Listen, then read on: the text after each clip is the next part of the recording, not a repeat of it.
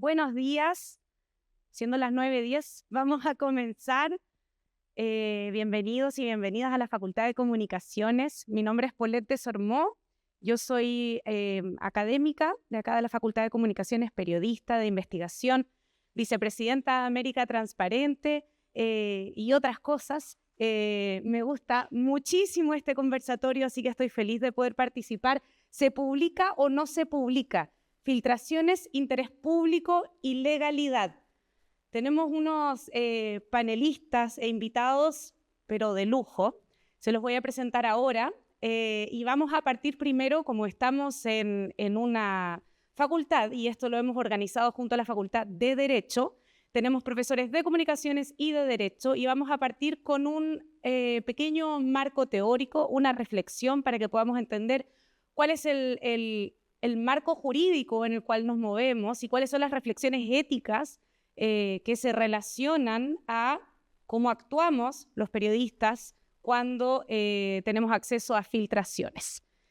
Vamos a partir por acá, Francisco Leturia. Él es académico de la Facultad de Derecho. Saluda, Francisco. Académico de la Facultad de Derecho, doctor en Derecho de la Universidad de Salamanca.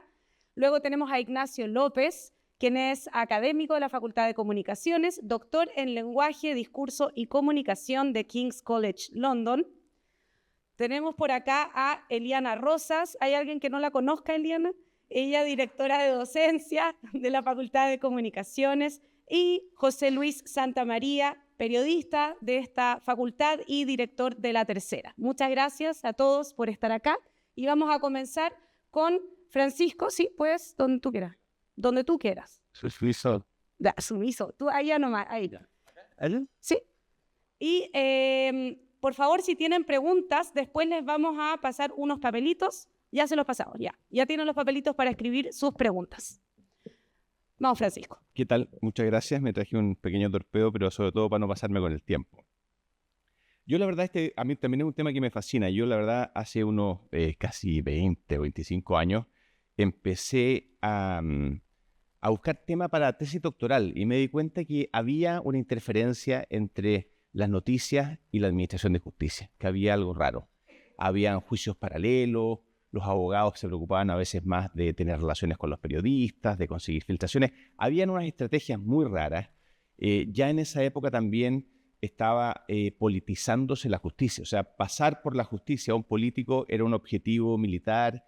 En tiempos de campaña era una cosa extraordinariamente productiva, y a pesar de que era mucho menos de lo que es hoy día. Pero ya me di cuenta ahí que había mucho abuso, que había mucho abusador, que ya habían en esa época fiscales que vendían noticias probablemente o las cambiaban a cambio de algo. No voy a decir a cambio de qué, pero todos ustedes saben, por lo menos en el último tiempo, o sospechan, habían cosas muy anómalas y esas cosas afectaban la administración de justicia. O sea, terminaban afectando la administración de justicia y muchos otros derechos, la presunción de inocencia, el derecho al honor, la imparcialidad judicial, cientos. Podría ser una lista larga, pero no me quiero extender. Y me puse a estudiar el tema y la verdad que al poco andar me di cuenta que no era un asunto como el que yo pensé que era. Yo pensé que era un asunto de derecho procesal. Pensé que era un asunto de abogados, de juicios, de cómo regular bien las funciones de los fiscales, de los policías, de los jueces, de los abogados. Al poco andar me di cuenta que era un tema, primero que estaba poniéndose de moda en todo el mundo, con esto de las redes sociales, internet, que antes estaba súper incipiente. Yo creo que soy de las... O sea, yo me acuerdo cuando usé correo electrónico por primera vez estando en la universidad. O sea, era esa época en que yo estaba mirando estas cosas. Pero desde ahí ha ido increciendo permanentemente. Bueno, lo que me di cuenta al poco tiempo es que no era un tema de derecho procesal, sino que era un tema mundial, pero de derecho constitucional, por decirlo así. O sea, que eran los pilares más importantes de la vida política y sobre todo que era un tema de libertad de expresión, que era un tema de libertad de información, de derecho a opinar, del derecho de la comunidad a estar informada sobre las cosas que están pasando, sobre los delitos, sobre la forma de administrar justicia, sobre el escrutinio público, sobre cómo controlar a las autoridades, Por supuesto que yo conocía más gente que se quejaba por, oye, mira, salió esta cosa de mí y es mentira, es que los medios siempre, es que este fulano de tal es amigo de tal periodista. Siempre una teoría media conspirativa, probablemente cierta, probablemente no, pero en el mundo donde yo me movía no estaba el eje. Este era un problema que tenía que ver con toda la sociedad. Y por lo tanto, la única forma de tratarlo era como, o sea, si de verdad la libertad de expresión es el corazón de la democracia, es el primer derecho sin el cual no hay ningún otro derecho, este era un tema bien delicado porque había que hablar de límites a la libertad de expresión. Y eso es algo que tiene que ser muy excepcional y muy anómalo. La primera cosa, me acuerdo, la primera señal que encontré interesante, hasta ahora la mayor que conozco, es que en el Convenio Europeo de Derechos Humanos hay una posibilidad, siempre desde la perspectiva de la libertad de expresión, de limitar la libertad de expresión para proteger la imparcialidad y la autoridad de los jueces. La historia es bien interesante de esa norma, pero es bastante obvio que si yo critico a un político, el político me puede criticar a mí y la gente decide quién tiene la razón. Pero si alguien critica a un juez, es un poco feo o no es conveniente que el juez se trence en una disputa pública con un abogado de estos que le gusta la farándula y cosas por el estilo. ¿Me entienden, no? O sea, hay ciertas razones que podrían permitir y justificar ciertas restricciones a lo que se comunica sobre asuntos que han sido, son o pueden ser materias de un juicio. Y la verdad que sí que estamos, y aquí me meto en un tema de derecho, pero creo que todos lo vamos a entender bien, si estamos haciendo competir derechos, hay que balancearlos. Esa es la fórmula clásica en el derecho, sobre todo en el derecho constitucional, que es ponerlos en una balanza y ver cuál pesa más. ¿Qué pesa más? ¿El derecho de la gente a estar informado o el honor de una persona? Y en un modelo democrático, y esto hay que decirlo, va a pesar casi siempre más la libertad de expresión, la libertad de información, el derecho de la gente a estar informado. ¿Significa esto que hay que sacrificar derechos? Sí, significa que hay que sacrificar derechos. ¿Es bonito sacrificar derechos? No. Pero, a ver, por algo es el perro guardián de la democracia. A la prensa le dicen el perro guardián de la democracia. El perro es una bestia. El perro guardián a veces muerde mal y a veces no ladra cuando tiene que ladrar. Pero si estamos en peligro, y siempre estamos en peligro, yo prefiero una sociedad con perros, una sociedad protegida. O sea, la democracia no se cuida sola. Por eso incluso se dice que la prensa, y hoy día es más interesante porque mucha gente dice que la prensa somos todos, que la prensa que ya es la prensa sin intermediarios, ¿cierto? Pero esa es otra discusión. La cosa es que, pero algo de eso hay. Hay una atomización súper grande de quienes ejercen el derecho a informar. La prensa cumple una función institucional súper importante. De hecho, si uno ve los grandes casos de corrupción, casi todos han sido dados a conocer o denunciados por la prensa. Es más eficaz la prensa. Yo creo que los políticos le tienen más miedo a la prensa que a los tribunales. Se detienen más por lo que puede salir en la prensa que por lo que puede salir que por los dictámenes o un sumario de Contraloría que dura 7, 10 años o lo que sea. O sea, es muy importante. Ocupa una función pública constitucional a pesar de tener completa libertad editorial, y así debe ser, y de ser una institución súper privada. Por otro lado, el mundo ideal que quieren los jueces o los fiscales o muchos de ellos es imposible de cumplir. Es bastante secretista, tienen una... yo entiendo que ellos creen que harían mejor su trabajo si nadie los molestara, si a la salida de la oficina no hubiera un montón de periodistas tratando de saber lo que tienen. Pero eso es lo que ellos creen, esa es una mirada que no es completa. Ellos están velando por ellos mismos. Lo que le interesa a la sociedad es escrutarlos, es que ellos se sientan escrutados, que ellos acepten la crítica. Yo creo que habría quizás que educarlos, no es a ellos. Yo creo que en toda Latinoamérica y en Chile no es excepción, todavía nos falta bastante cultura democrática y cultura de la libertad de expresión. Y bueno, eso creo que de a poquito hay que irlo avanzando. Pero bueno, ¿qué descubrí yo? Incluso para bastante mi pesar, que la mayoría de las veces que se proponían regulaciones, el remedio era más caro que la enfermedad. O sea, que era muy riesgoso y que los casos donde se podía regular eran muy, muy, muy, muy pocos. Voy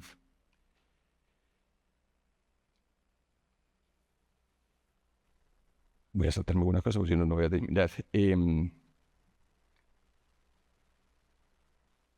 Voy a cerrar primera parte. 3 minutos me quedan. Chuta. Yo que pensé que la había regulado. Bueno, dos cosas muy breves. Primero, filtraciones. La mayoría de las veces que hablamos de filtraciones, no estamos hablando de filtraciones. Estamos hablando de algo que la comunidad tiene derecho a saber.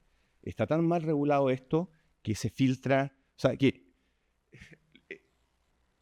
todos los órganos del Estado deberían tener la obligación de facilitar el acceso a la información que ellos tienen, de facilitarla bien, ordenadamente, sin dañar otros derechos, en forma equitativa y no con un favorito por aquí o por allá. Deberían dar el acceso a la información y darla bien. Eso no se está haciendo y creo que es una mala comprensión de las cosas. Así que lo que llamamos filtraciones generalmente es algo que debería ser puesto en manos de la comunidad. Voy a saltarme muchas cosas y voy a terminar diciendo algo.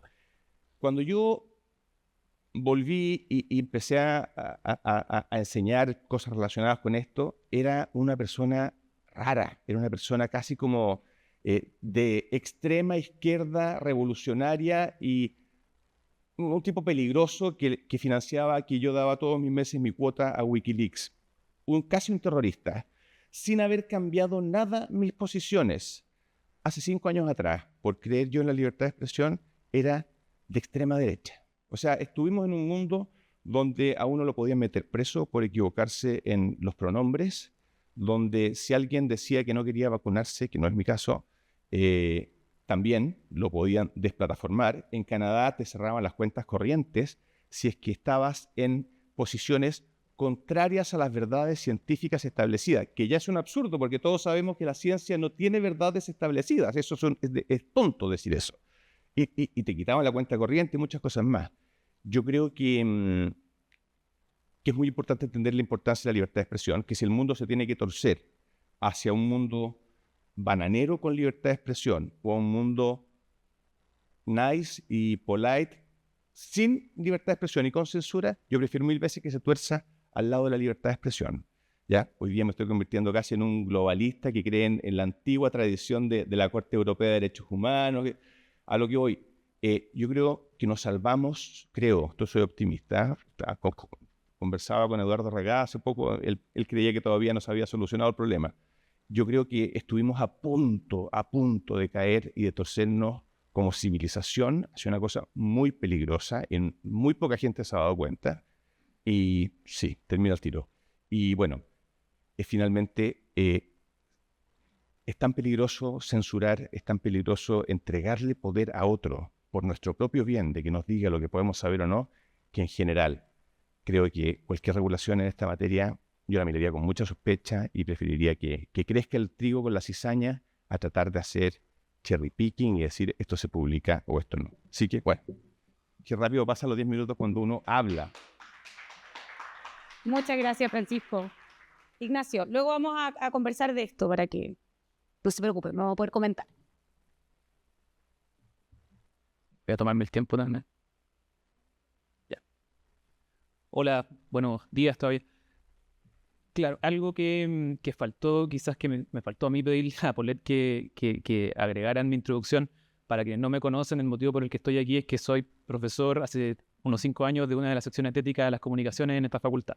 Así que por eso es que la idea ahora es pasar del marco jurídico que abordó Francisco a un marco más bien ético, ¿cierto? Donde voy a adelantar que voy a hacer estas preguntas, más que necesariamente plantear respuestas por las características propias de la ética. Y también tengo un libreto que hice porque, claro, hay hartos temas ahí que quiero alcanzar a abordar en estos 10 minutos.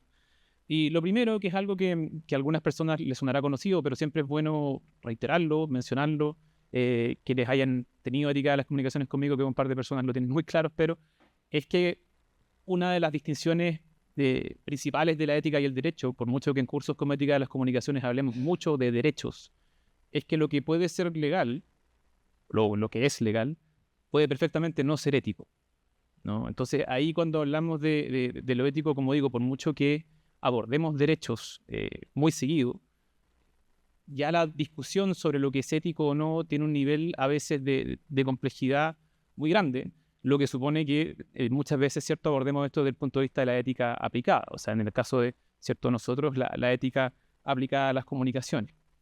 Y dentro de las filtraciones, dentro del contexto de las filtraciones, que es lo que nos convoca hoy, algo que es una arista fundamental en este sentido de si estamos frente a algo ético o no, es si la información que se filtró y que se va a comunicar es de interés público o no. Hasta ahí todo bien, ¿cierto? Suena bastante obvio que esa información tenga interés público y a partir de eso podemos decidir si esa información es relevante o no. Pero lo que complejiza esa discusión es precisamente que la opinión pública no siempre está de acuerdo si estamos frente a noticias que constituyen interés público o no. Yo creo que lo han visto en más de un caso últimamente, que no parece haber absoluto acuerdo de parte de distintos sectores de la sociedad, ¿no? Por ejemplo, la audiencia, el sector político o entre los mismos medios, en términos de, oye, pero ¿por qué eso es noticia? ¿Por qué eso es portada? ¿Esto es relevante socialmente o no? En el sentido, por ejemplo, ¿permite a la audiencia tomar una postura? ¿Permite a la audiencia tomar decisiones? ¿Tiene que ver con el debate? ¿Aporta al bien común o no? Entonces, ahí hay algo que de buenas a primeras parece muy evidente, si estamos frente a información de interés público o no, pero si lo vamos analizando caso a caso, por ejemplo, las columnas que pueden surgir a partir de, oye, esto debe ser noticia o no, muchas veces no hay un acuerdo al respecto, ¿ya? Lo que, como digo, vuelve esto bastante complejo. Y también en estas discusiones con respecto a las filtraciones y al interés público y si se publica o no, tomando un poco, ¿cierto?, el título de este conversatorio, no hay que olvidar que la labor del periodismo, o una de las labores del periodismo, es hacer visible aquello que el poder político quiere mantener secreto, ¿no? La idea de fiscalizar al poder, lo mencionaba Francisco, esta idea del perro guardián, y claro, es uno de los deberes del periodismo, pero en ese sentido hay que tomar en cuenta, bueno, ¿qué pasa si estamos en medio, perdón, de un proceso judicial? ¿Ya? Si esa filtración se da, y que ha pasado mucho últimamente, ¿no? En medio de un proceso judicial y si esa filtración aporta realmente al bien común o si, por ejemplo, entorpece ese proceso judicial. Es una de las preguntas que hay que hacerse.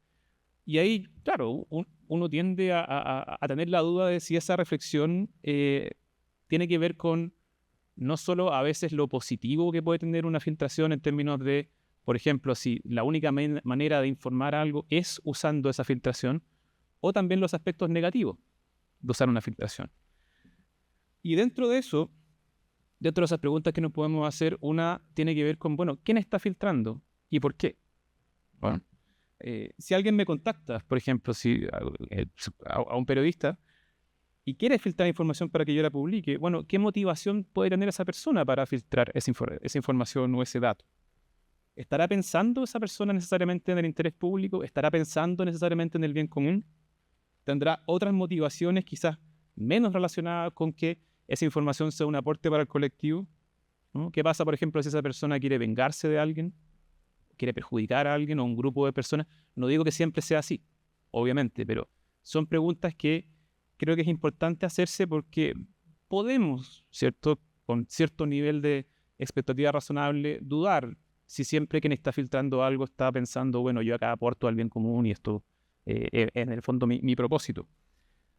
Pero vuelvo, claro, a lo que decía Francisco, muchas veces las filtraciones efectivamente son necesarias, efectivamente a veces no hay forma de llevar esa información de otra manera, ¿no? Y efectivamente han sido muy útiles, por ejemplo, para destapar escándalos de corrupción, sino que, como digo, es importante irlo analizando caso a caso y hacerse esas preguntas caso a caso. De la mano de lo anterior y pensando en las repercusiones que puede tener un reportaje, por ejemplo, periodístico que se valga de filtraciones, aparece un principio ético por excelencia que es la responsabilidad, ¿no? Si la filtración por su naturaleza supone que usemos información, pero por ejemplo sin revelar cuál fue nuestra fuente, por ejemplo usando el secreto periodístico, no hay que olvidar que quien pasa a ser responsable de esa información o de haber publicado esa información, obviamente no va a ser quien la filtró, sino que va a ser él o la periodista y de manera más amplia, ¿cierto?, el medio.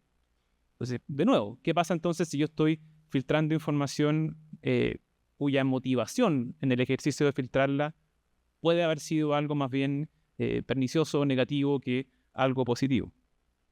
En línea con la importancia de la responsabilidad en ese contexto, lo decía Francisco, pero también creo importante destacarlo desde el punto de vista ético y pensando en el ejercicio periodístico en particular. Tenemos que preguntarnos, bueno, ¿qué pasa con el derecho a la vida privada sobre quienes se está filtrando algo? Como dice Francisco, también muchas veces lo que se impone ahí es el derecho a la información. En ese balance muchas veces se impone ese derecho, lo que no quita que nos hagamos esa pregunta caso a caso. También con respecto al honor y la honra, ¿no? Pensando en las repercusiones de esa filtración. No estoy diciendo que por ello siempre haya que priorizar el derecho al honor y la honra, pero tenemos que hacernos esa pregunta. Sobre todo, obviamente, si esa filtración no corresponde a la verdad en algunos aspectos o en su totalidad. Ahí obviamente estamos frente a un daño muy grande en términos de la reputación de una persona, su honor y honra, por ejemplo. Ya. De nuevo, no estoy planteando que esto impida que no podamos usar filtraciones, pero al menos que sea parte de nuestras conversaciones o parte de lo que vayamos reflexionando.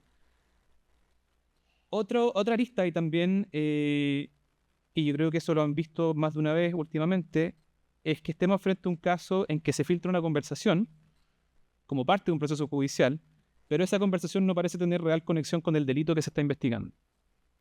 Y eso supone dos preguntas. La primera, ¿por qué ese contenido en particular está siendo filtrado? Si al parecer no pertenece a la materia que está siendo investigada como delito y por lo tanto tendría interés público. Y la segunda pregunta, bueno, si es efectivamente de interés público para la audiencia, o por ejemplo ya estamos entrando en un terreno más propio del morbo, ¿no? Algo que podría ser portada perfectamente, pero no constituye realmente interés público porque la misma filtración ya se aleja de ese interés público, de ese delito que está siendo investigado. Finalmente, veo que me quedan como un par de minutos, así que creo que voy bien. Me gustaría hacer hincapié en un asunto que quizás va a sonar un poquito grandilocuente, pero que tiene que ver con las instituciones y por añadidura con nosotros como sociedad. Y yo creo que es algo que ustedes también se han topado, este análisis o crítica o denuncia con respecto a lo frecuentes que hoy están siendo las filtraciones, ¿no? Desde el Poder Judicial y también lo frecuentemente que están siendo usadas por la prensa. Y si efectivamente estamos frente a ese aumento de filtraciones, bueno, ¿qué dice eso de las instituciones actualmente? ¿No? Si nos centramos en el periodismo, ¿no deberían ser las filtraciones usadas de manera más excepcional que habitual? ¿Qué implicancias tendría? No estoy diciendo que ahora sean habituales necesariamente, pero la posibilidad de que pasen a serlo. ¿Qué implicancias tendría entonces esa habitualidad para el tratamiento de los medios con sus fuentes, con su audiencia, etcétera? Todas esas consideraciones, reflexiones, etcétera, se vuelven más tangibles cuando estamos frente a casos concretos, como digo. Lo que estoy diciendo quizás puede sonar muy general y obviamente esto adquiere más potencia, más relevancia si lo analizamos caso a caso y, como digo, si vamos viendo si esa filtración era necesaria, si esa filtración fue un aporte, como decía antes, si no había otra forma de publicar esa noticia, de que la audiencia se enterara de aquello que sí tenía interés público. Pero sí creo que son preguntas que es importante hacernos hoy, ¿cierto? A priori, en este contexto en que claro, las filtraciones pueden tener beneficios para la audiencia en términos de la información que recibe, pero también tienen riesgos, desafíos éticos que al menos es bueno preguntarse. Muchas gracias. Muchas gracias, Ignacio.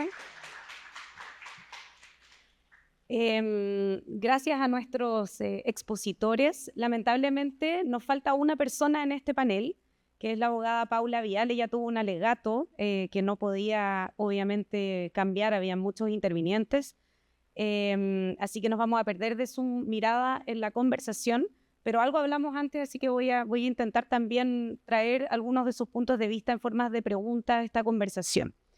Me gustaría que partiéramos conversando esto. Creo que particularmente en la exposición de Ignacio hay un poco un recorrido en términos de las preguntas que nos hacemos o nos debemos hacer los periodistas desde la mirada ética cuando nos enfrentamos a la decisión de publicar o no una filtración.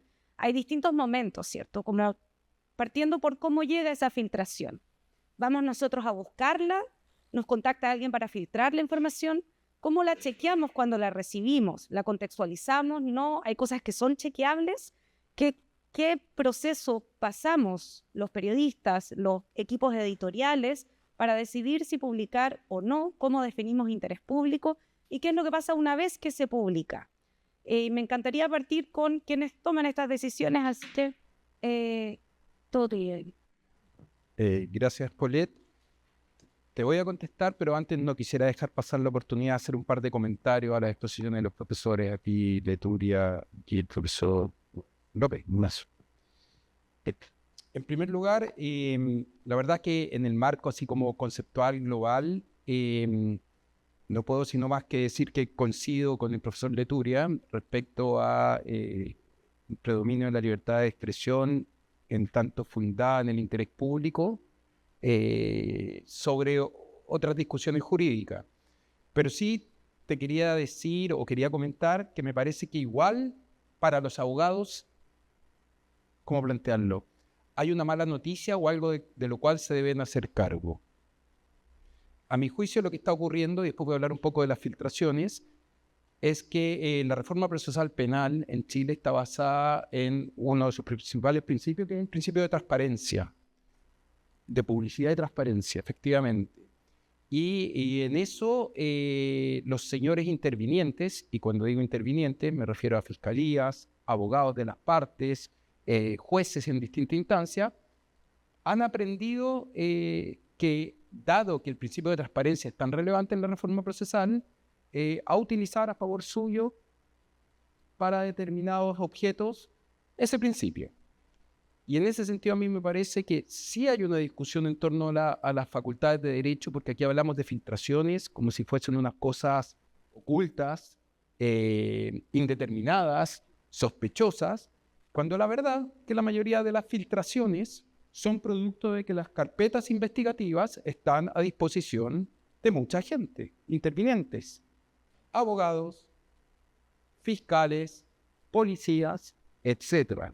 Entonces, suelo escuchar uno, y no es contra ti, porque ya vi que para ti predomina siempre el interés público, pero uno suele pelear contra abogados que te dicen dos cosas.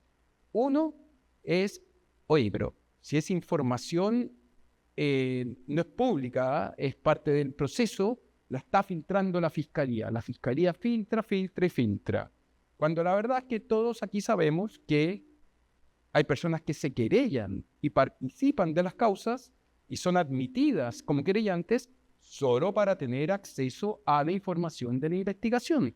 O sea, hay algo de lo cual hacerse cargo. En todo caso político contra una persona de derecha, es querellante un partido de izquierda. En todo caso, entonces, aquí hay una hipocresía general, tanto de abogados penalistas, tanto del mundo político, que todos apuntan a que esto es un asunto de la fiscalía, que la fiscalía filtra, cuando la fiscalía lo único que hace, en algunos casos filtrará, por supuesto, no soy tan ingenuo, pero lo único que hace es poner a disposición, como mandata la ley, sus informes investigativos a todos los intervinientes. Entonces ese es un primer aspecto y por lo tanto sí me parece que hay una discusión interesante desde el punto de vista del proceso para resguardar las pruebas de las causas, para resguardar la intimidad y la privacidad en esas pruebas, como por ejemplo en captaciones telefónicas donde hay personas hablando de su vida privada e íntima, etc. Pero pareciera que al mundo del derecho eso no le importa. Le importa decir, el problema es la prensa.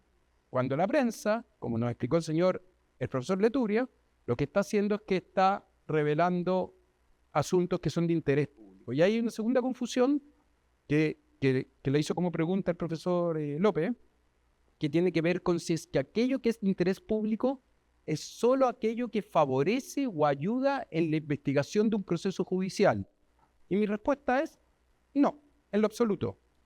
Nosotros, los medios de comunicación, no somos jueces, no somos parte del proceso penal y la definición de lo que es de interés público, que ya lo vamos a conversar porque al final eso es lo más interesante y a lo cual los propios medios estamos sujetos a conversación a través de las preguntas que expresa el profesor López. O sea, no tenemos la verdad absoluta, pero sí es importante que cada medio haga su propia definición de qué es el interés público a partir de las mismas preguntas que el profesor López está planteando.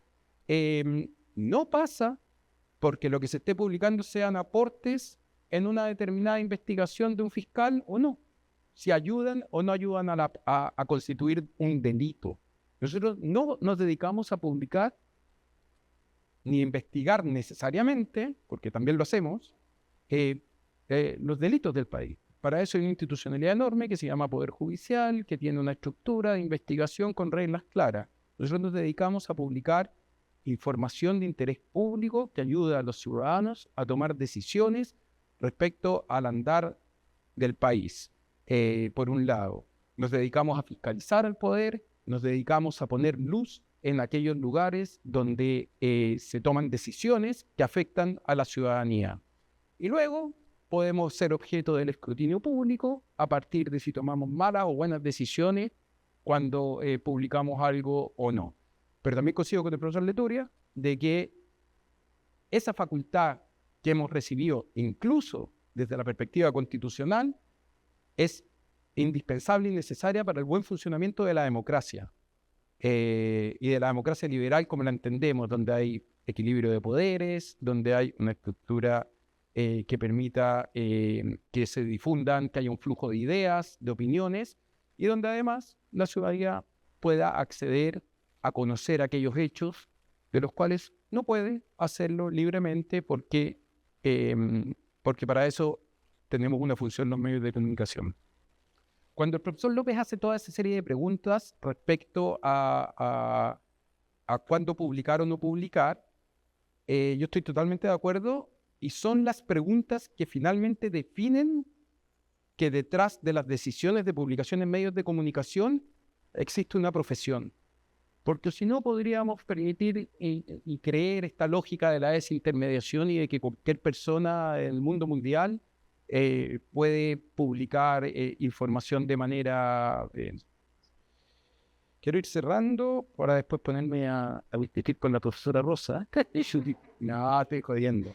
No, pero para terminar algunas cosas. Entonces, primer punto, de acuerdo, esas son las preguntas que le dan la entidad a un medio de comunicación respecto a la profesión.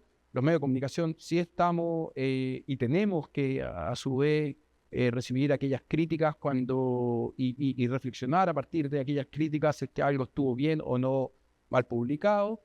Que haya publicaciones erradas, también estoy de acuerdo que es un costo que la sociedad debe pagar, no sé si debe, pero que paga por la existencia de medios de comunicación libres. Y con respecto a las filtraciones, un último punto, es evidente que aun cuando estén a disposición de los intervinientes, ellos no tienen la facultad de hacerlo público, por lo tanto ahí sí se genera una filtración y que toda filtración tiene un interés. Y eso cualquier periodista que trabaja en un medio de comunicación lo sabe. Ojalá pudiésemos conocer qué intención existe en el corazón del filtrador, pero nunca vamos a poder acceder a ello, nunca. Por lo tanto, no nos queda más que a los medios de comunicación evaluar si es que aquella filtración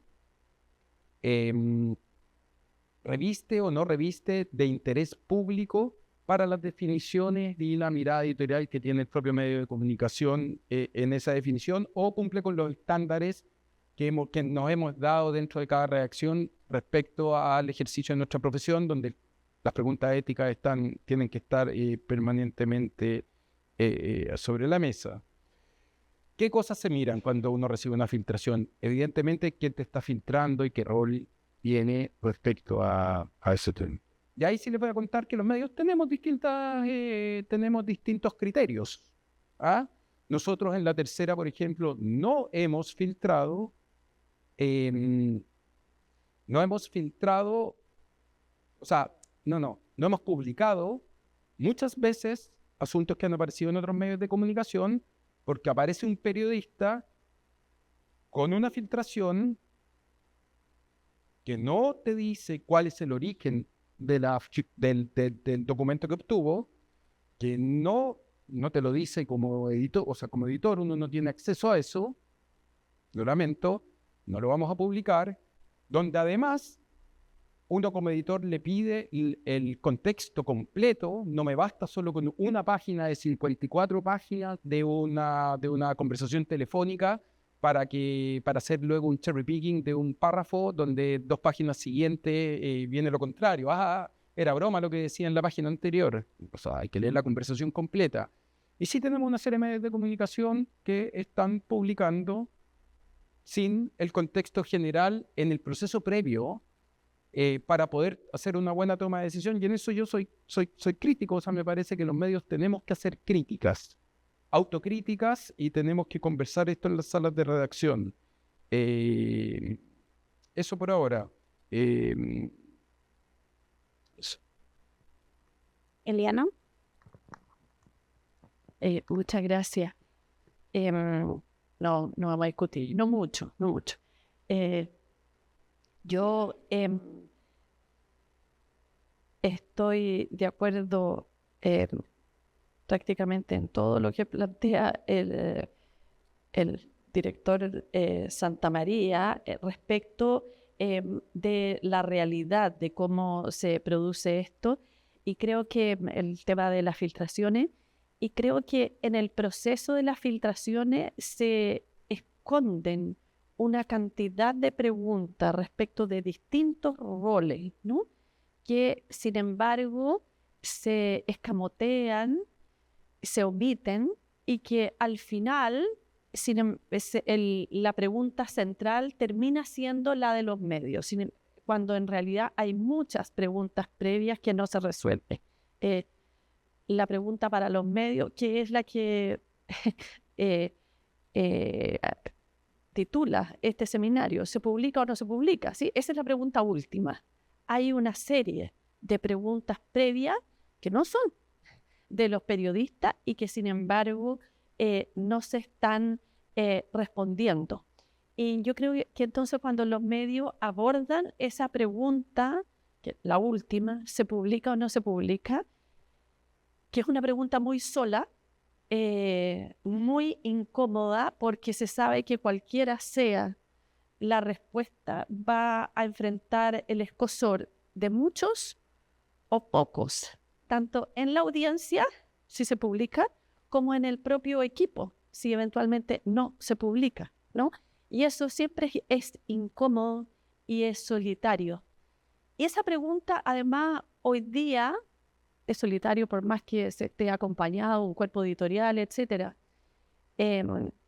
Esa pregunta, o para resolver esa pregunta, yo creo que también hoy día se omite el hecho, en las circunstancias en que esa pregunta discurre, las circunstancias para los medios en que esa pregunta discurre, que no es una circunstancia para nada amable ni tranquila, y que es la de la vida de los medios, que es muy difícil hoy día, particularmente la vida de los buenos medios que tratan de hacer buen periodismo, un periodismo serio, etcétera, y que ven la vida muy difícil, producto de los procesos de desintermediación, de la enorme circulación de informaciones o pseudoinformaciones en la red y que ellos tienen que dilucidar, verificar, etc. Entonces, no es una pregunta que se resuelva en un sano contexto de competencia, por ejemplo, sino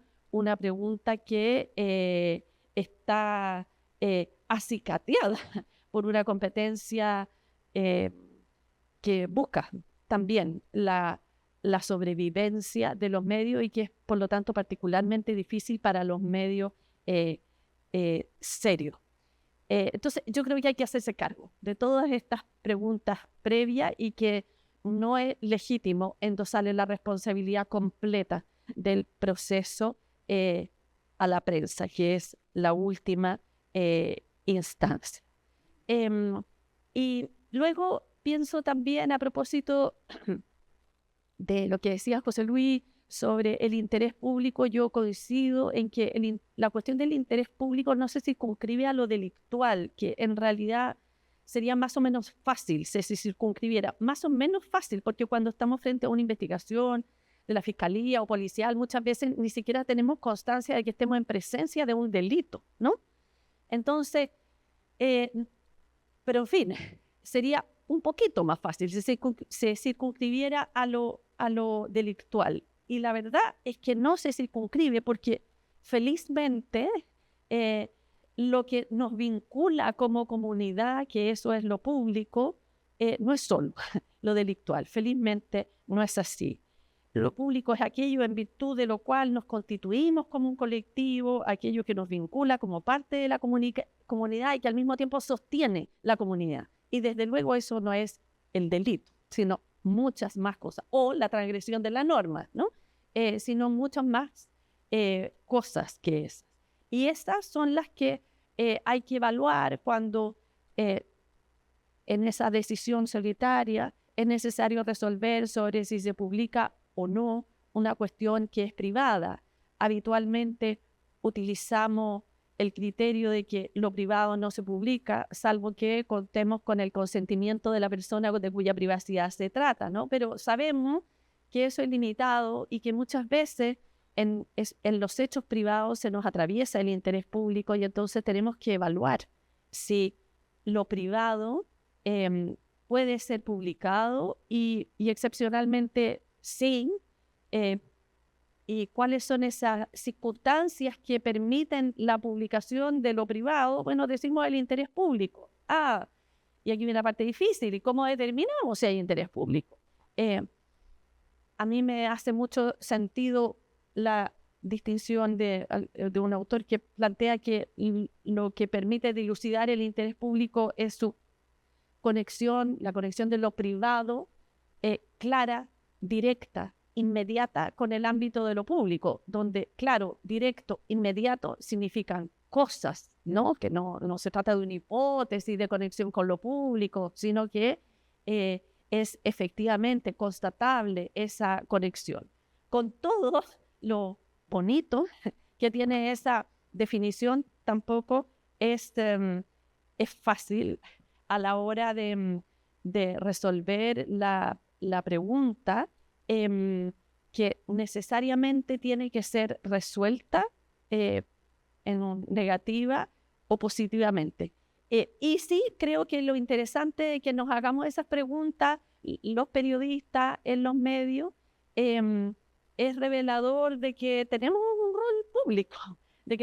rol público, que no es fácil ejercer y que justamente que es una profesión cuyo ethos se sostiene en la defensa, en la contribución a la democracia y a los valores democráticos.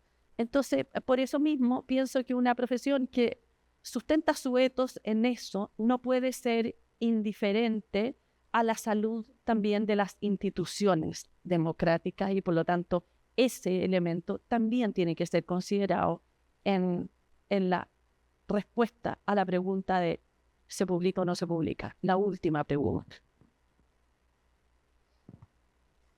Gracias, Eliana y José Luis. Yo quisiera agregar un aspecto, habiendo trabajado hartos años en medio y habiendo sido parte de estos equipos que toman estas decisiones, que hay algo que también se considera y que no es como desde la ética, que es el interés público entendido también como el clic, el rating, el voy a golpear. Y eso es algo importante de mencionar porque tiñe las discusiones, como si yo tengo algo y pienso que estoy en un canal de televisión y creo que el canal de televisión de al lado también lo puede tener, pone una presión adicional sobre la definición de si publico o no publico.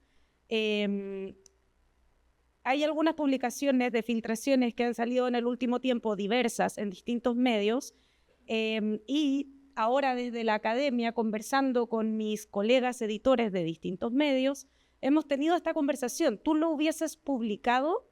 Y la respuesta, aun cuando hay publicaciones que han sido criticadas, siempre ha sido sí. ¿Por qué? Porque ¿cómo no lo voy a tener? Si tengo eso, ¿cómo no lo voy a publicar? Y eso tiene que ver con el impacto que va a tener en la audiencia, no necesariamente porque le va a ayudar a tomar mejores decisiones y forma parte de nuestro sistema de medios, de que tenemos un sistema de medios basados en ser rentable, básicamente, ¿no? Y con una estructura que le permite ser rentable a base de avisaje. Entonces no podemos como olvidarnos de eso. Creo que es algo que hay que considerar sí o sí. Quiero saber si del público tienen preguntas, que nos hagan llegar sus papelitos. Ahí hay una, me voy a parar. Y también invitarlos a que se sirvan café y coman galletitas. Me decía Yerko ahí, por favor, que la gente...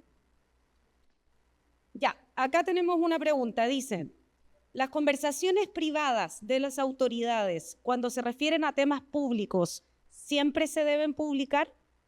¿Quién quisiera responder esto? Eso dice la pregunta. ¿Cómo me voy a dar? ¿Qué? A ver, yo creo que el tema principal quizás del periodismo es qué es aquello que todo el mundo llama interés público. Y no es que, y la pregunta de qué es se conduce inmediatamente a quién lo determina. Lo determina un juez, que son básicamente abogados, funcionarios públicos entre 35 y 55 años de clase media alta. ¿Vamos a entregarle a esa élite o se lo vamos a entregar a otra élite que son los editores y periodistas?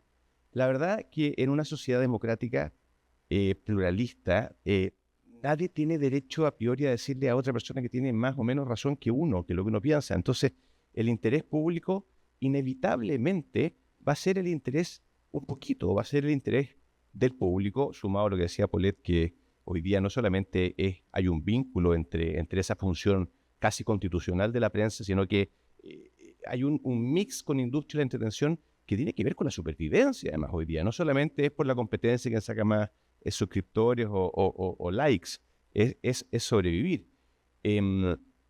Entonces, esa pregunta, podemos pasar siglos preguntándonos por qué es de interés público, pero yo creo que nuevamente va a ganar libertad editorial. Es la única manera, porque siempre va a haber un público que pueden ser 10, 50, 1000 personas, que pueden ser los Hare Krishna, cualquier minoría, da lo mismo. Yo en eso prefiero nuevamente libertad editorial que cualquier cosa. Ahora, creo que siempre hay espacio para regulaciones. Ayer o antes de ayer salió una sentencia contra Chilevisión por haber publicado mal, sin verificar, me parece bien. No conozco mayormente el caso, pero pueden darse esas cosas. Creo también que yo no he visto, o sea, me las han mostrado en WhatsApp, pero circula, o sea, están las fotos de la persona que supuestamente fue víctima de Monsalve, ¿cierto? Circula la foto y no la he visto publicada en ninguna parte. Circulan fotos de Hermosilla en... Lo que se publica es nada en relación de los contenidos que los medios tenemos, porque parece como al revés, como que se publicaran todo. No, la ciudadanía tiene acceso a lo que los medios publican, que es una... Sí, absoluto, completamente de toda la información que uno recibe y que uno conoce. Y tocaba este punto para decir que uno dice, mucha gente pide regulación. Si ya se regulan bastante, o sea, fotos de Hermosilla, miles de cosas que dan dando vuelta y fíjate. Sí. No, oye, perdón, entonces, a ver, las conversaciones de autoridades, o sea, es una discusión que no vamos... A ver, voy a poner otro punto que es súper central, porque nos quejamos, hoy que filtrar. Primero, el 90% de lo que se llama filtración debería llamarse información. Segundo, podemos estar de acuerdo en que se publicó o que no se publicó, pero la pregunta real es, ¿vamos a poner una ley que prohíbe y sancione publicar esto, sí o no? Porque si no vamos a poner una ley que prohíbe y sanciona publicar alguna cosa, no lo dejemos más. Va a haber gente que lo va a querer publicar, va a haber gente que le va a parecer interesante y otra que no. Entonces, es una cosa de gusto, fácilmente. Y voy a aprovechar de comentar una pequeña cosa. Está súper documentado, está súper estudiado que los grandes filtradores son los abogados de las partes que tienen un interés de que no importa que en el juicio que va a demorar 10 años aparezca culpable o inocente, lo que importa es lo que piense la opinión pública. Se puede perder un juicio en los tribunales y lo ganas en la opinión pública, está bien. Entonces, no sé en porcentaje, pero en todas partes del mundo los grandes filtradores son los abogados.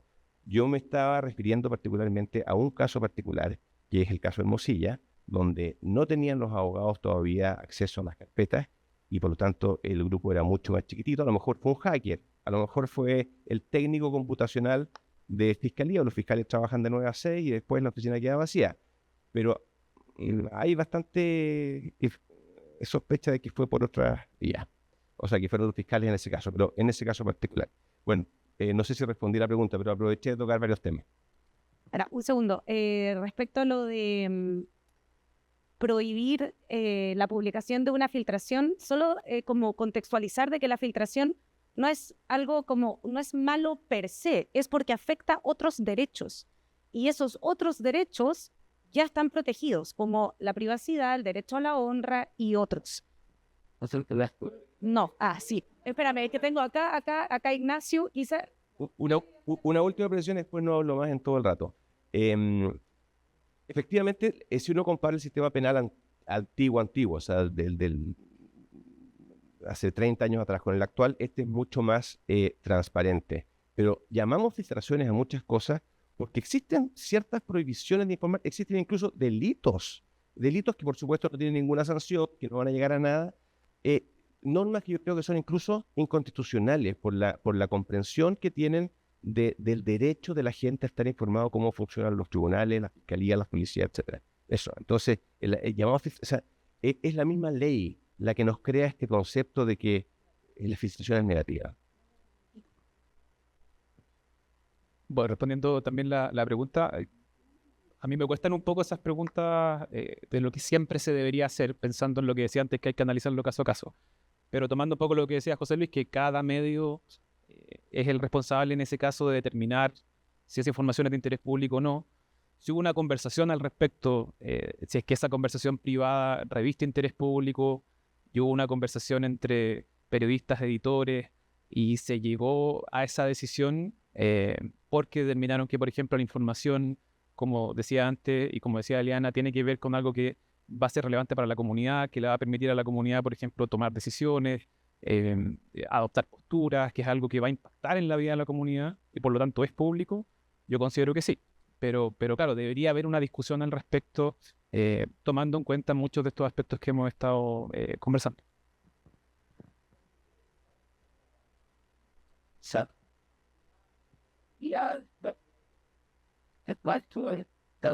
Ya, acá tengo una pregunta que dice, tengo una pregunta que dice, ¿la comunidad tenía derecho a saber las conversaciones entre Hasler y Cariola sobre el presidente Boric?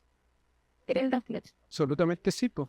Son dos autoridades de la República, de una posición política relevante, dando cuenta de cuál fue la discusión interna en el Partido Comunista respecto a una de las decisiones más relevantes y polémicas que generó el presidente y la administración Boric, que ponen los indultos. Discusión que en su minuto no conocimos. Es parte de la historia incluso de Chile, de cómo evaluaban los principales líderes de uno de los principales partidos de gobierno. Por lo tanto, esa es la argumentación para haberlo publicado y que fue fruto de un debate al interior de la redacción. Porque el profesor López, créame que digamos los editores todos los días. No, las cosas, son más las cosas que no se publican que las que se publican, a pesar de que parece inverosímil eso, pero así es. O sea, si las carpetas tienen, yo por decir, y esa fue la justificación. Alguien podría decir, ese argumento permite entonces violar la, comillas, naturaleza privada de esa conversación. Cuando digo naturaleza privada es porque las señoritas estaban conversando sin saber que estaban siendo escuchadas. Y su expectativa era la privacidad. Incluso hasta uno podría discutir respecto a la coloquialidad que puede haber en una conversación entre amigas. Personas amigas que eran diputada de la República, futura presidenta de la Cámara, líder de una de las principales facciones y grupos al interior del Partido Comunista. En ese entonces se presumía que ser presidente del Partido Comunista, esa era su intención, con la principal autoridad electa del Partido Comunista respecto a una decisión recién tomada por él. Entonces, sí me parece que esa información es relevante para la comprensión y la toma de decisiones y el juicio político, que ya estaban haciendo a su vez un juicio político respecto al funcionamiento de este gobierno. Y esa fue la discusión interna. Yo quería plantearles, porque bueno, claro, como uno viene de la praxis, que está todo el día en esto, a mí me parece que el caso más interesante de todos, que fue hace 2-3 años nomás, pero que la vorágine del mundo actual hace ya que nos olvidemos, es el caso de Rojas Pávez. Cuando se revela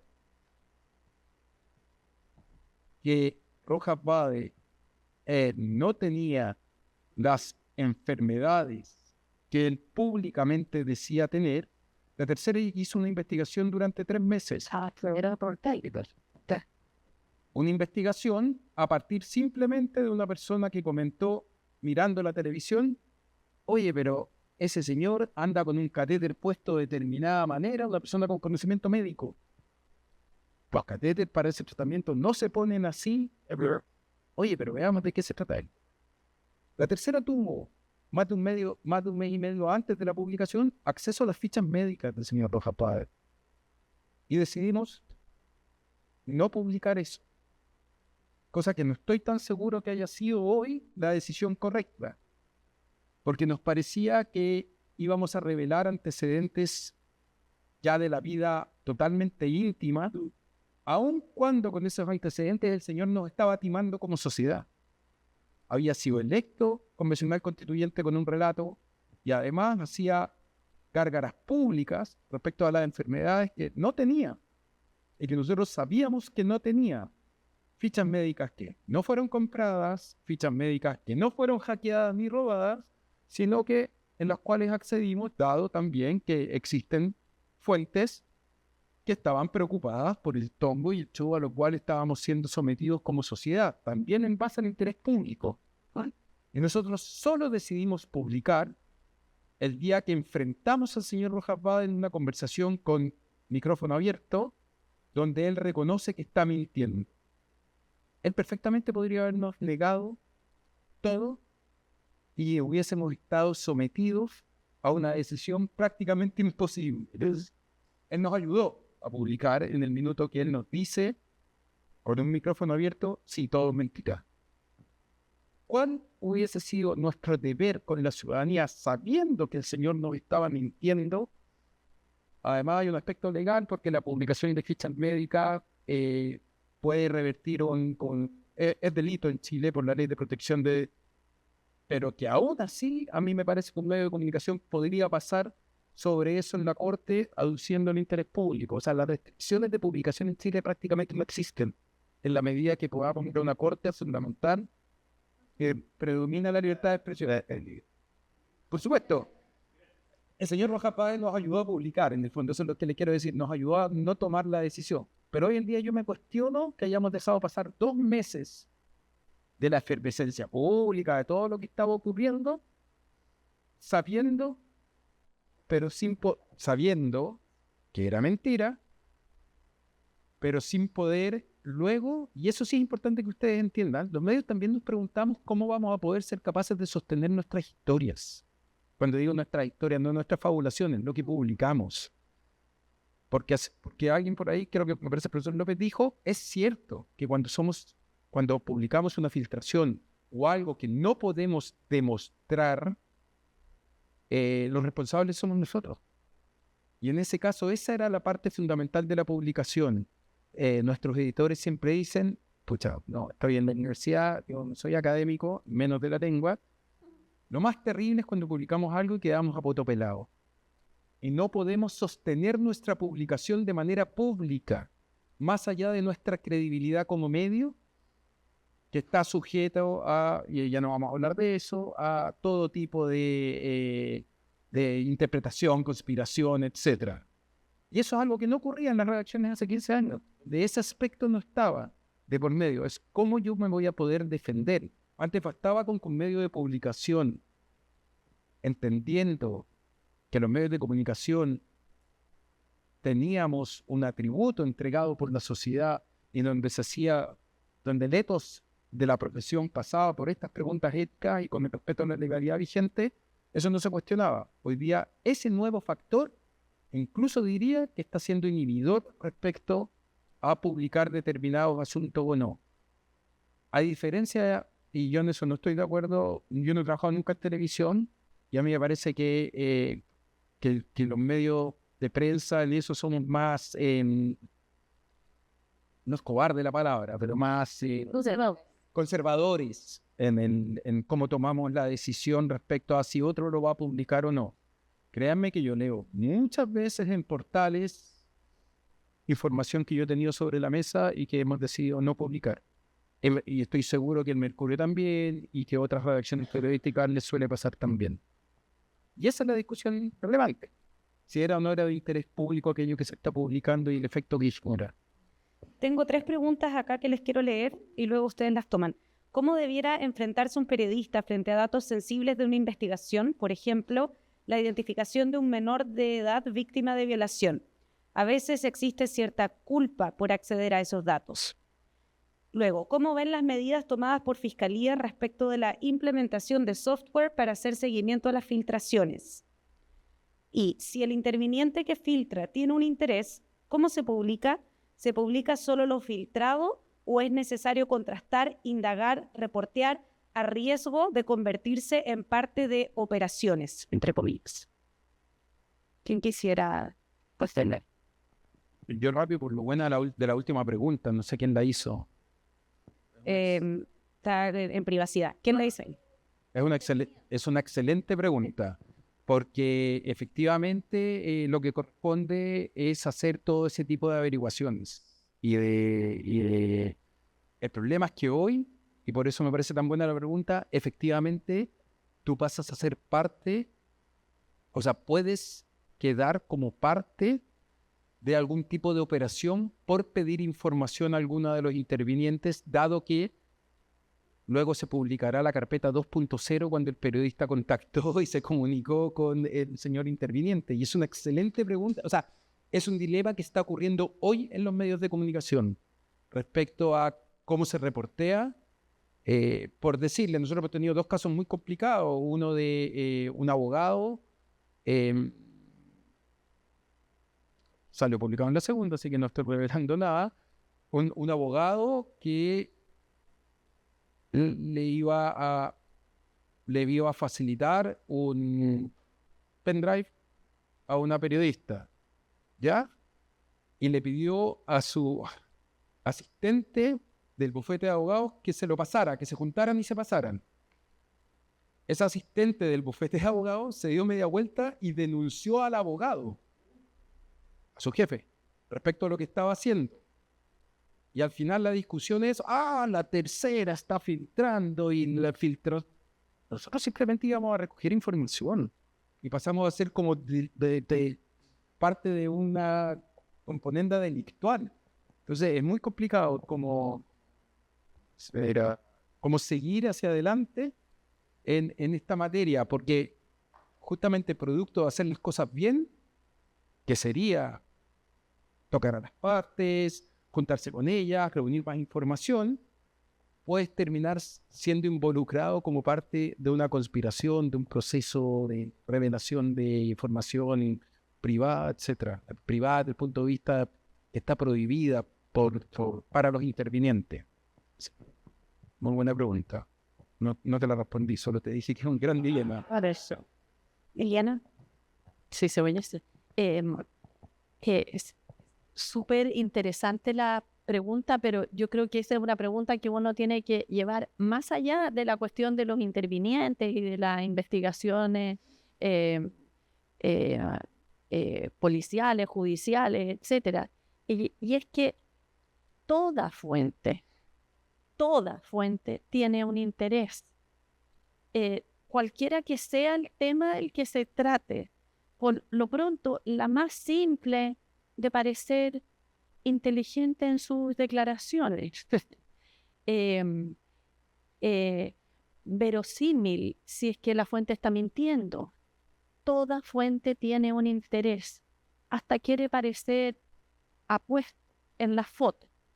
Toda fuente tiene un interés. Y entonces yo creo que es deber de los periodistas preguntarse acerca de eso siempre, ¿no?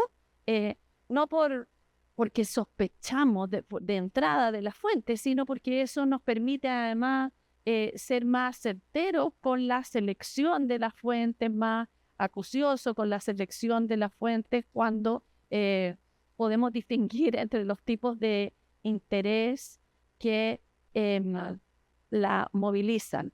No sé si puedo, que se escapa un poquito de esto, pero quería volver a propósito del, sí, casi para la tercera, de lo que planteaba José Luis, yo creo que volviendo a la cuestión de lo privado, cuándo es susceptible de ser publicado o no, lo privado, creo que en el análisis de eso cada vez me hace más fuerza el hecho también de que hay que hacerse la pregunta de si eso privado se sitúa en el ámbito de las acciones, de las actuaciones o de las opiniones, vale decir, se trata de un hecho ocurrido en privado o de una opinión vertida en privado, ¿no? Creo que el análisis ahí requiere de unas preguntas particulares porque probablemente de los hechos ocurridos en privado se siguen unas huellas que son pesquisables y que pueden, por lo tanto, analizarse desde la perspectiva de las implicancias públicas, ¿no? De los hechos, como planteaba José Luis a propósito del caso Rojas Vade, donde la decisión y las acciones del ámbito privado tienen una implicancia directa en el ámbito de lo público, por lo pronto ser elegido para ser constituyente. Creo que cuando se trata de las opiniones vertidas en privado, el estándar tiene que ser un poco más alto. No porque las opiniones vertidas en privado no tengan implicancias públicas, desde luego pueden tenerlas, ¿no? Pero creo que el análisis de la huella que van dejando en el ámbito de lo público es más complejo. Entonces, exige una muy fina reflexión. Insisto, con esto no quiero decir que sea solo publicable la acción que se desenvuelve en privado y no la opinión que se manifiesta en privado. La opinión que se manifiesta en privado puede tener grandes implicancias públicas, pero el análisis creo que requiere más finura y profundidad que en el primer caso, porque la implicancia de lo público es más difícil de pesquisar cuando se trata de una opinión. Mucho más interpretable. Claro. Y esa es la decisión editorial. Sí, exacto. Ahora, perdón, pero a mí, y me parece interesante la discusión, porque los chats de Cariola y Hassler tienen toda esta parte que yo dije, que sería la cuestionable, pero nadie ha escuchado hacer referencia respecto a las partes de los chats donde se distribuían los cargos, contrataban gente, aun cuando el señor no era tan inteligente, y etcétera, etcétera, que es brutal. O sea, dele trabajo a mi amigo, que no es muy inteligente, es agotado. Claro, y esa es una parte sustanciosa del modus operandi de nuestras autoridades y que daba cuenta de manera evidente de cómo, bueno, atornillan a sus operadores políticos en las instancias donde pueden meterlo. Claro, y que pretende obtener una actuación concreta, además, de parte de otro, claro. Voy a tratar de ser breve. Respecto al interés evidente que tiene cualquier persona que filtra o le da una información a alguien, creo que la principal preocupación que tiene que tener un periodista es no quedar como tonto, o no quedar como tonto útil, no ser utilizado para una maniobra absurda.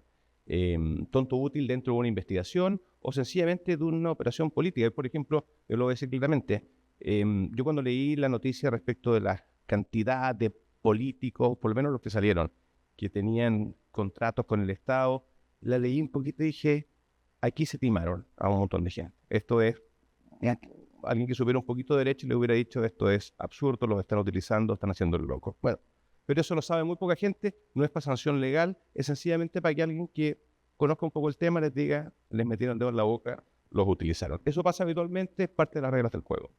Pero, Javier, que te interrumpa. Sin hacer un juicio al respecto, simplemente para que entendamos cómo funciona el ecosistema de medios, aquella información ayer fue replicada por 2 canales de televisión en extensos reportajes sin haber hecho investigación propia. Copy-paste. Se la vi. Sí, es la realidad. Pero está bien, pero sale otra parte después que lo replica. De alguna manera se va equilibrando.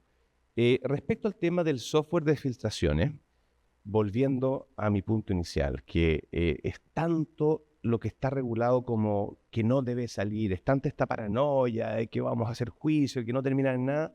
Yo primero separaría la paja del trigo y dejaría realmente las cosas que está muy mal que se publiquen. La ficha médica de una víctima de violación, eso me parecería que es sagrado. Yo metería preso a alguien que filtra eso, pero todas las cosas que se filtran, me parece que mientras está el tren de Aragua suelto, que la fiscalía se gaste fortunas en algo que sabemos que no va a terminar con nadie preso, me parece un despropósito. Me parece energía y recursos dignos de mejor causa. Y respecto de los datos sensibles, que muchas veces se enfrentan abogados, médicos y por supuesto periodistas, primero seleccionar bien qué van a publicar o no. Hay mucha información que no tienen. Se puede contar toda la noticia sin contar el nombre, la circunstancia, y todo el interés público va a salir a la luz.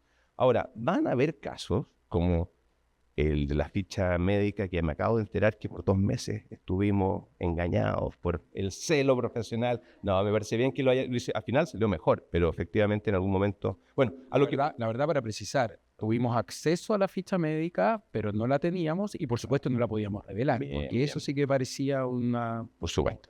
No, si te estoy tonteando. Pero, a ver, si en un jardín infantil violaron a alguien, a un menor de edad, creo que salir con el nombre, la foto de esa persona es una locura. Pero si es que en La Moneda un PPI abusa del hijo de un ministro que le dio por ir con el cabro chico a la oficina, sí es muy importante esa información. Entonces yo creo que el estándar de interés público va a ir cambiando y van a haber situaciones quizás muy excepcionales donde datos ultra sensibles que normalmente deberían quedar protegidos, no van a quedar protegidos. Ahora, es tan difícil regular eso que yo prefiero que lo haga la propia persona que informa y que nosotros como opinión pública le digamos, oye, este tipo se rayó o este medio dejó de ser confiable para mí después de esto porque no me gusta el periodismo que hacen.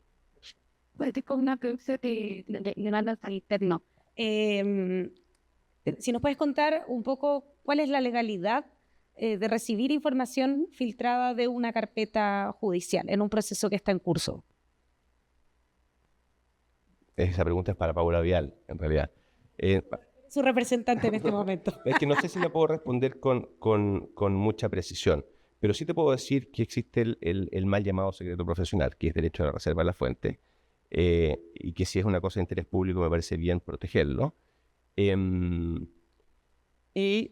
te voy a contar más todavía. Yo creo que a todos nosotros, a mucha gente aquí, le han llegado cosas y uno dice, ¿por qué me están mandando esto? Y después de un rato tú dices, esto es una trampa, porque esto está en la carpeta reservada y bueno, hay que borrar los celulares, botarlos, meterlos en ácido. O sea, estoy un poco tonteando, no es que me haya pasado, no es que haya hecho eso yo. Pero hay informaciones que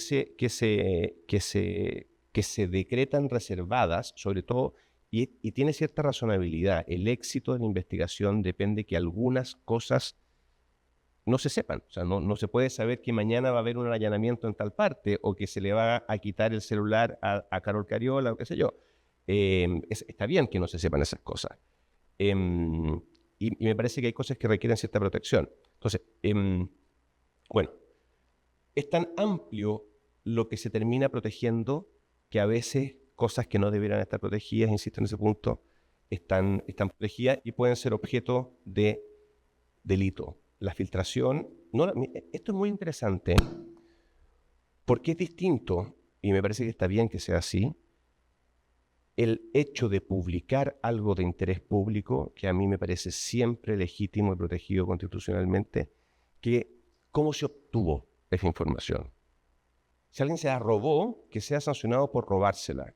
Si alguien, un fiscal, policía, lo que haya sido de ese ecosistema, entregó esa información, también puede estar cometiendo un delito. pero yo no conozco, y aquí quizás José Luis sabe más porque está en la Real Arena, no conozco casos de personas que hayan sido sancionadas por filtraciones, no lo sé si no soy... Ahí hay dos cosas que separar. Uno es el delito que comete quien filtra. Sí, efectivamente hay una serie y por eso la Fiscalía cada vez que se filtra algo inicia una investigación interna, porque sí, tanto las partes como los fiscales y las policías, supongo que no lo sé, tienen un deber de resguardo de las pruebas y sí pueden estar cometiendo delito. Desde el punto de vista del medio que publica, en la medida que se defienda del interés público, no pareciera haber ningún delito a menos que haya sido captado o grabado de manera ilegal, ya que en la famosa ley Otero que luego ha ido evolucionando. 161A. Así es. Con jurisprudencia oscilante que uno no tiene idea finalmente. Aún así, en muchas partes del mundo, esa ley ha sido superada por el interés público. O sea, si yo grabo, no tengo idea... a la doctora Cordero haciendo facturas falsas. Claro, la comisión de un delito y solo a través de esa captación no consentida de imágenes desbarato algo que es de mayor interés público ha sido. En Chile no estoy seguro, no conozco bien la jurisprudencia, entiendo que el caso del juez Calvo es el caso paradigmático. Televisión. No, que ahí en el fondo tenemos, es más fácil decidir cuando vemos que estamos ante la comisión de un delito. Todo delito por definición es público y en el fondo me parece muy interesante el tema de la privacidad, porque sabemos que la ley tiene un criterio como geográfico, ¿no? Como de territorio, de dónde estoy. Estoy en un lugar privado, entonces privado, no importa si lo que se hablaba era de interés público, en estricto rigor como se define la ley. Pero ahora estamos hablando de conversaciones que no ocurren en un lugar, que ocurren en una plataforma. Es una plataforma privada. ¿Significa eso que cómo opera la ley ahí o la ética? Quizás Ignacio, Eliana, bueno, Francisco. Un pequeñísimo comentario. Finalmente, en este tipo de materia es donde uno descubre que el derecho es lo que deciden 3 en una sala de 5. Porque en este tipo de materia hay toda la jurisprudencia en Chile en los últimos años, toda la jurisprudencia que ustedes quieran encontrar, la van a encontrar. Entonces, que lo que la ley diga no es lo más importante. En el caso de cámaras ocultas, no, es que realmente es una poesía, hay trabajos sobre eso súper buenos, Pedro Anguita tiene varios. Lo que ustedes quieran está. Incluso en el famoso caso del juez Calvo.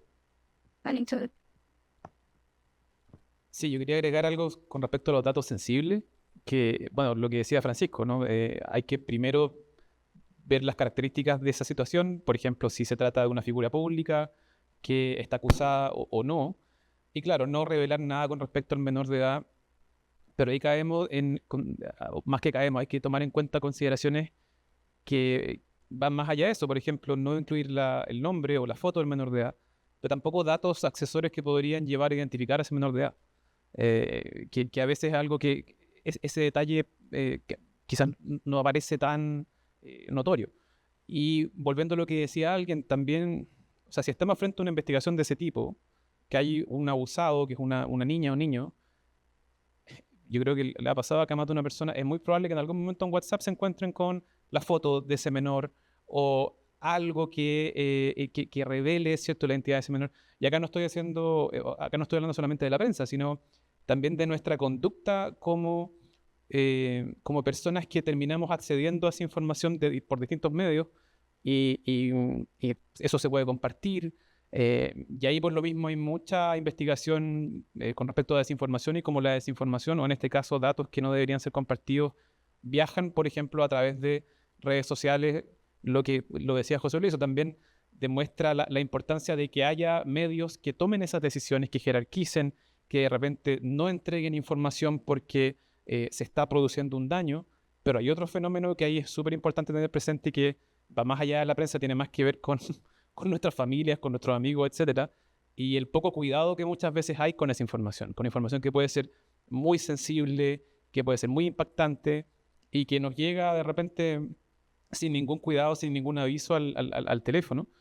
Y la posibilidad también que eso se dé a conocer en el fondo, que salga de la lógica de, mira, esto está en el chat de la familia, sino que lo publico en una red social, y eso ya tiene un nivel de visibilidad, perdón, obviamente mucho mayor.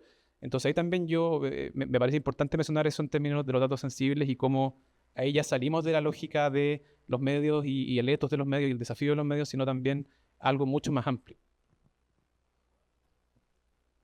Bueno, como yo vengo de la praxis y no la academia, a mí me parece siempre que uno tiene que tratar también como de bajarlo como a situaciones concretas a esta discusión, porque finalmente es una discusión concreta, no es teórica. A mí me parece que hay dos casos muy interesantes. Uno es la filtración del audio de la reunión de la ministra Urrejola con su gabinete definiendo cuál debe ser la respuesta que se le da a Argentina respecto a alguna medida o ni siquiera algún comentario que había hecho autoridades argentinas. Ese es un caso donde además el audio llega a los medios de comunicación de manera equivocada.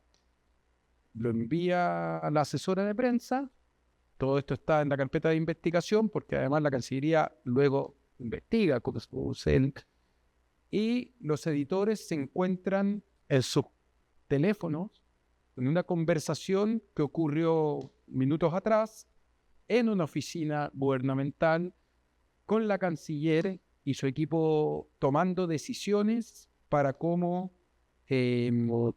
enfrentar una respuesta argentina. Ese es un caso que tiene que ver con las nuevas tecnologías, con el cuidado y que nos presenta nuevos dilemas a los medios, los cuales tampoco hemos conversado. Y Atlantic, editor de un medio muy importante en Estados Unidos, es incorporado de manera, entendemos que equivocada, no lo sabemos, No sabemos. pero suponemos que de manera equivocada, que puede ser quien no ha sido incorporado en algún grupo de manera equivocada, donde se definen, están los principales asesores de seguridad del gobierno norteamericano definiendo un ataque de Estados Unidos, y el tipo es testigo de cómo se toman las decisiones, y después hace un artículo dando cuenta de cómo se toman las decisiones de más alta jerarquía en Estados Unidos respecto a una materia tan sensible y tan importante para el país como una acción de seguridad. Eso no está en los manuales de periodismo, ninguna de las dos. No, eso jamás se ha discutido en una escuela. Yo supongo que el profesor López estará incorporando esas situaciones a las discusiones. Y esto ha sido muy rápido. Y cuando todo es nuevo desde esa perspectiva. A ver, ¿qué nos dice? Me parece muy interesante también. Tendemos a pensar que el marco jurídico como que nos da un tope, un límite, como que nos dice hasta aquí porque después es ilegal. Pero tú nos acabas de comentar que la jurisprudencia es absolutamente variable, que a veces se falla de una forma o de otra, que las decisiones son tomadas por 3 jueces de 5. Entonces, ¿qué nos dice eso, Eliana? Yo creo que nos dice, más allá de la jurisprudencia, la ley incluso, cuando procura acotar el ámbito de lo público y acotar el ámbito de lo privado, hace unas distinciones por aproximación, ¿no? Entonces dice, son de interés público, pero por otro lado dice, y son privadas, pero entre medio queda una gran zona gris entre estos dos polos, una gran zona gris donde es necesario ir resolviendo caso a caso en función de los hechos de que se trate, en función de los contextos en que se esté situado. Entonces, yo creo que la regulación positiva es un marco muy importante que hay que tener en cuenta, pero no nos resuelve todos los problemas y felizmente no los resuelve, ¿no? En el sentido de que da espacio para la reflexión y lo que a mí particularmente me interesa, una práctica periodística que, bueno, articule y sea capaz acerca de lo que hace y que sea capaz de sustentar y fundamentar sus actos.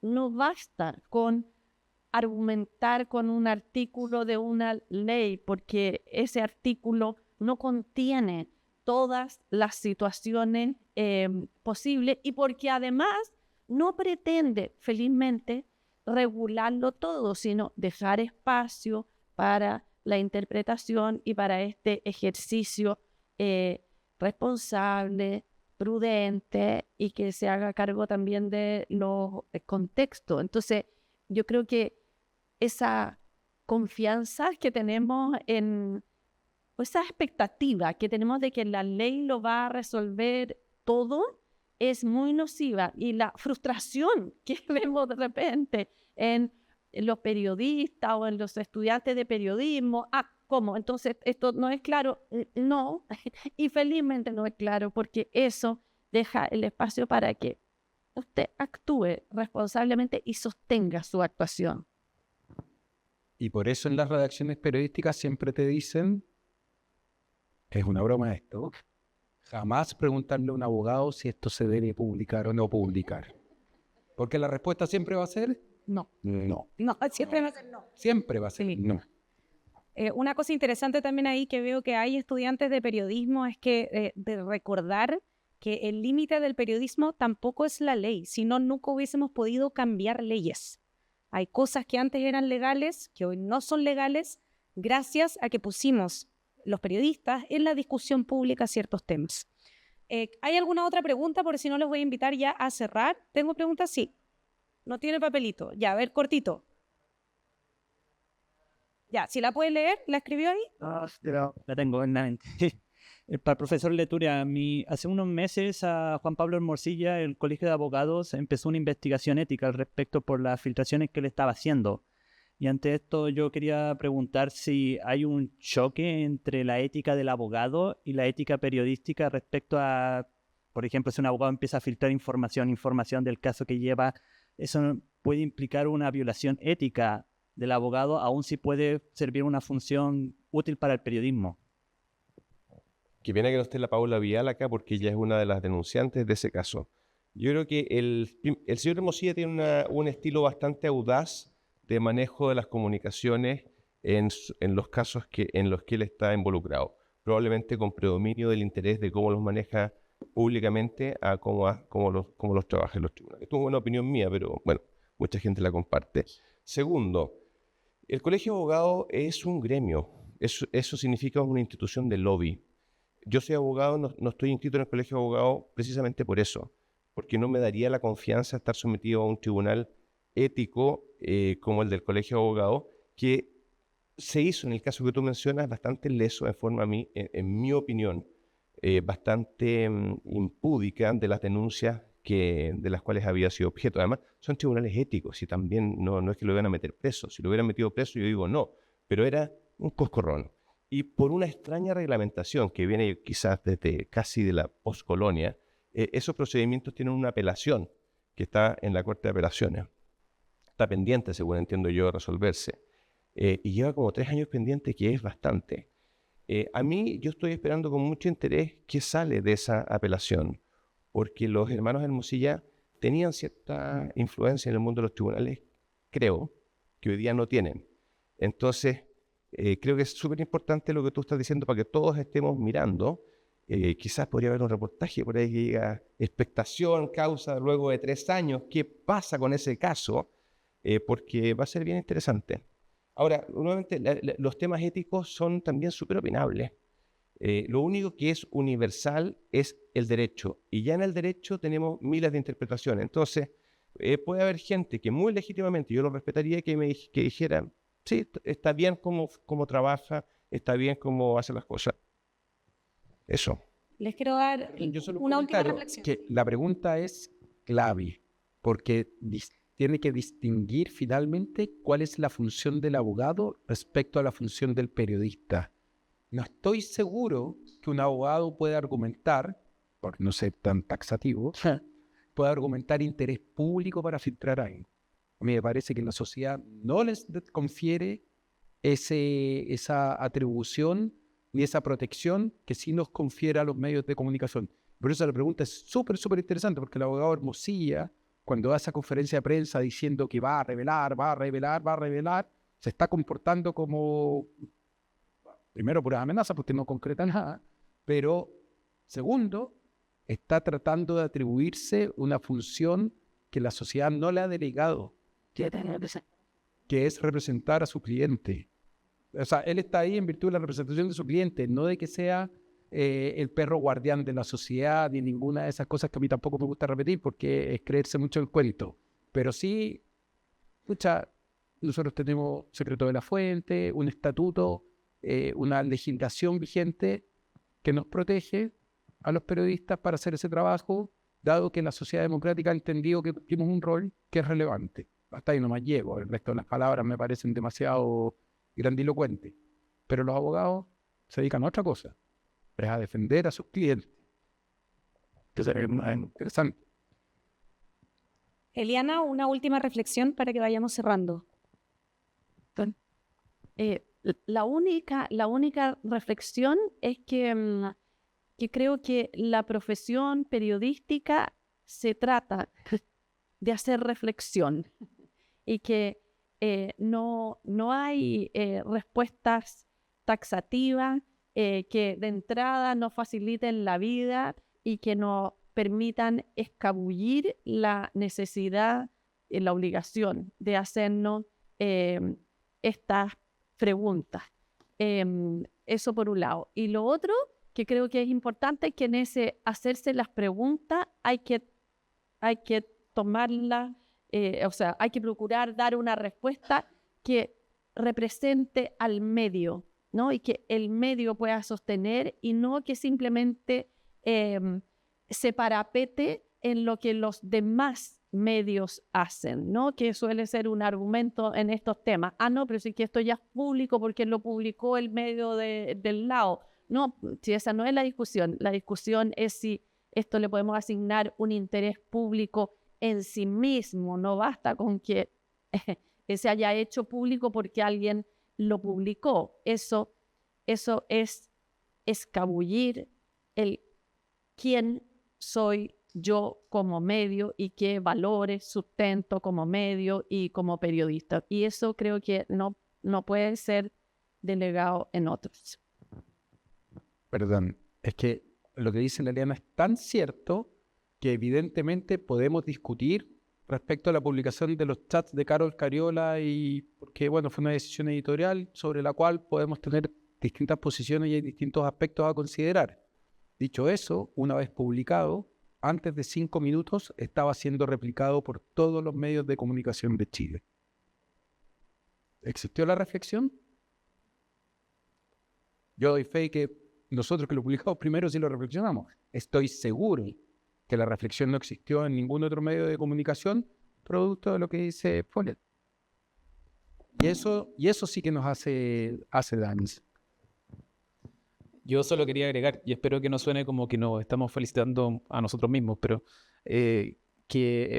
encuentro muy bueno que se den estos diálogos desde distintos sectores, ¿no? Que uno desde la ética, yo siempre trato que no suene como que estoy rasgando vestiduras, pero yo claro, es bueno confrontar lo que uno plantea como desafíos con alguien que está en la industria y lo ve en el día a día, y también con la parte del derecho que, como dije antes, uno habla mucho de derechos cuando le toca aproximarse a la ética, pero hay distinciones ahí, que también es yo no soy abogado, partiendo por eso, entonces es muy importante, considero, que se den estos intercambios que a veces no tenemos, y hablamos un poco cada uno desde su carril, y es bueno ahí que se produzcan estos espacios para confrontar esos puntos de vista y también para ver en qué aspectos también tenemos similitudes.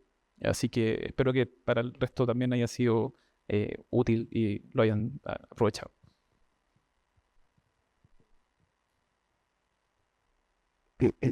Muchas gracias. No, que sí, que vamos a estar hablando siempre. Libertad de expresión. Y eso que no sea abogado. No, que cuando le pregunte José Luis a un abogado que me llame a mí, que le voy a decir que sí. Que no me haga responder patrimonialmente, pero le voy a decir pública. José Luis, una reflexión final. No, gracias por la invitación y efectivamente de acuerdo. Yo creo que un más que tenemos, que está muy alejada la reflexión académica de la praxis en los medios de comunicación hoy.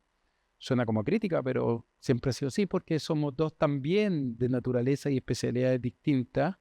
Y yo creo que es importante que las escuelas de periodismo tengan contacto con la realidad en las discusiones al menos. Y así que gracias y cuando quieran, yo estoy para venir. Yo quiero agradecerle a todos, también a quienes están acá. Me encanta ver estudiantes, me encanta ver a editores, a periodistas que están en los medios, abogados, sé que también hay. Y solo dejarlos con la reflexión de que cuando ustedes ven algo en un diario o en la televisión, por favor no crean que no hay una reflexión dentro de las salas de prensa. Puede que la decisión no sea compartida con toda la ciudadanía, ni entre distintos equipos editoriales, pero sobre todo quienes están estudiando periodismo, no crean que van a dejar de hacerse esas preguntas cuando entren a los medios. Al contrario, que estas instancias nos sirvan para que lleguen nutridos de nuevas ideas y de nuevas propuestas sobre cómo resolver los dilemas éticos que son claves para que podamos de verdad hacer un aporte al bien común y que esta distinción que hablamos del interés que tiene el abogado versus el interés que tiene el periodista, recordemos el fundamento de lo que hacemos, que es satisfacer un derecho humano, que es el derecho a la información. Eso no podemos olvidarlo, hay que honrar en eso la profesión. Así que muchas gracias a todos y espero que tengamos una segunda parte.